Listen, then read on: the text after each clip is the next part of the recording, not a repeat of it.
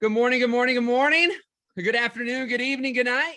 Whenever you catch this, hello, hello, hello. Michael Gebben here, bringing you your daily jumpstart as part of tune-up time. Tuning up hearts and minds one at a time so your ideas don't die in your hearts, heads, and hard drives. So I am bringing you this quick little daily jumpstart today. Typically, I've been doing these live at 9 a.m.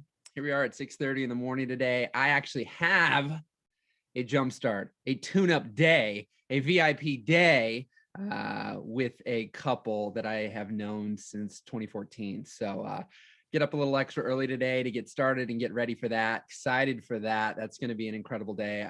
The magic and the miracles and the momentum that people have had from spending a day together with me, from being with me and being able for me to be able to get in there and do more in a day than we can do in a year at times, and help people see things, shift their thinking, shift their being, shift the actions that they're taking. But one thing that I know that they're wanting to talk about, and it's something that I've been doing for a long time now, is boundaries, expectations with, anybody in your life, but definitely those in business, setting boundaries, expectations, and training people how to treat you. And so, early part of my career, I had none. Pretty much that simple. I had no boundaries. I didn't know anything about training people how to treat me, and setting expectations. I just moved forward. Gut, intuition, heart, whatever. Lolly dolly, wally lolly. I didn't know what I was doing, and I just learned as I went. And I'm still learning as I go. But this thing has been very important to me. And so I always say there's always an asterisk. In this particular category, I'm probably in the 99 percentile versus like the 80-20. But ultimately, the asterisk is I create the rules so I can break the rules. I can change the rules. But I like to find defaults. So, my work time, my container for work as a default is 9 to 5, Monday through Friday. So I don't feel bad and my clients don't complain when I'm not messaging them back at 2 o'clock in the morning, at 10 o'clock at night, at 8 o'clock at night, at 6 o'clock at night, right? And so in the early part of my career, I'm responding to people's emails all the time and texts. But what I see in people that I work with and complaints at times is that in the beginning, you don't know any better. So you're doing those kinds of things. But then what happens over time is that doesn't work for you anymore. Or you start dating somebody, or you're already married or dating somebody, but in the beginning, I got to do this. I got to do this. And what becomes a short window of time becomes a long period of time, or potentially all the time. And so then you go through this period. The thing is, let's say I was working with you, I'm specifically a coach, and you tend to want to send me messages at 10 or 11 o'clock at night. And for months of us working together, I'm responding to you within minutes at 10 or 11 o'clock at night. And then all of a sudden in my family life, my personal life, whatever, that's no longer working for me, but it's still working for you.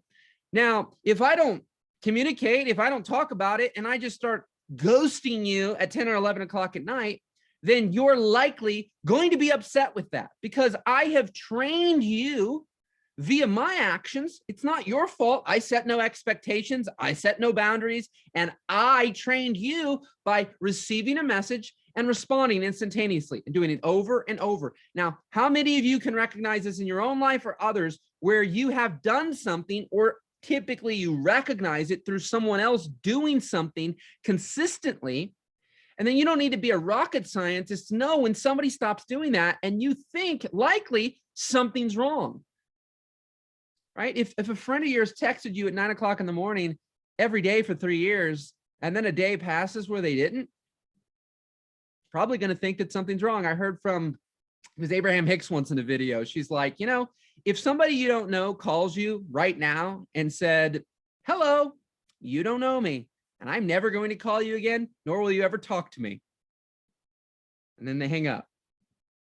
I mean, you might be like, wow, that was weird. Who was that? Like, there might be some curiosity, but there won't be much emotion from that.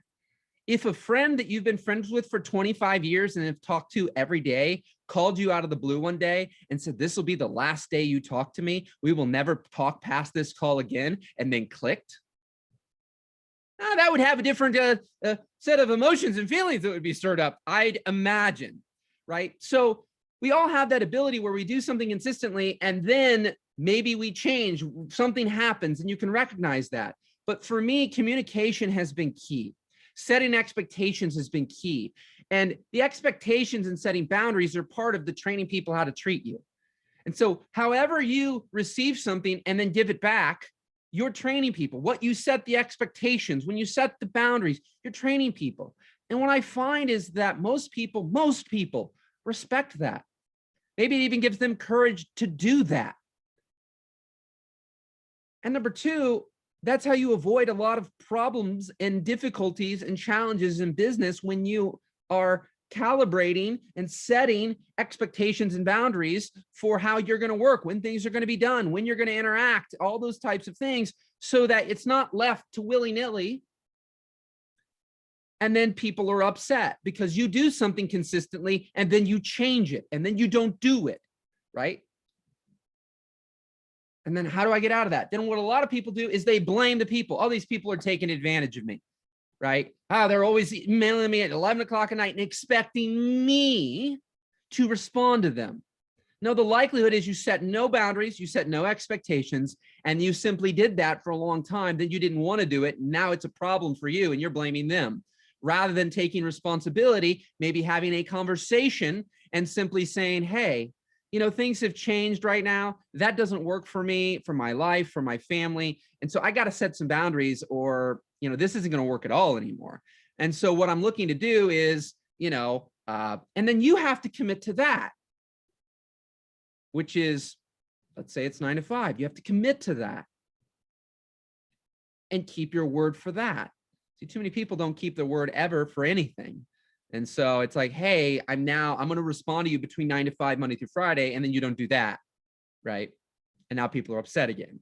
But if you can do that, then you're good. So keeping this one short, excited for the day, ready to rock and roll. And, part of this as well for me is building habits. I'm committed more to doing this 5 days a week, the Your Daily Jumpstart, than I am to the 9 o'clock right now. Now that's the default that I'm looking at 99% of the time. I did have a few things that were pre-scheduled before I decided to do that. From this inspired thought led to inspired action. So here I am at early, but then all the people who catch the replay, which will probably be the majority, will be catching it all different times of the day anyways, which is why I'm less committed to the 9 a.m. per se. That's just something for me that I'll do almost all the time, but I'm more committed to doing this all the time, in air quotes there for those listening. So here I am. And what is that for you? What does that look like for you? What is the things that you can get committed to? But how do you get committed? Keep it simple, start small, start building the habit. See, for me right now, the most important thing is doing it and building the habit. Then the length, the time of day, and all these other variables that could go into it. Because once you start to get the habit, you get in autopilot. So anyways, that's that. Your Daily Jumpstart. Appreciate you. Leave some likes, love. You're on Facebook. Share it with a friend. And have an incredible day. I will bring one to you tomorrow. And you can also check out mindtuneuptimelive.com. That's where every Tuesday, 2 p.m. Central Standard Time, I jump on Zoom. And ultimately, if you want some complimentary coaching from me, I give that back every week for a couple new people. If you're wanting that, you want some interaction, want some coaching, want a little jump start, then join that session. And I look forward to helping you. I say, when I hear you, I can help you. So tune it up, hearts and minds, one at a time, so your ideas don't die in your hearts, heads, and hard drives. Have an incredible day. Keep rocking, keep rolling, and I'll see you soon. Take care.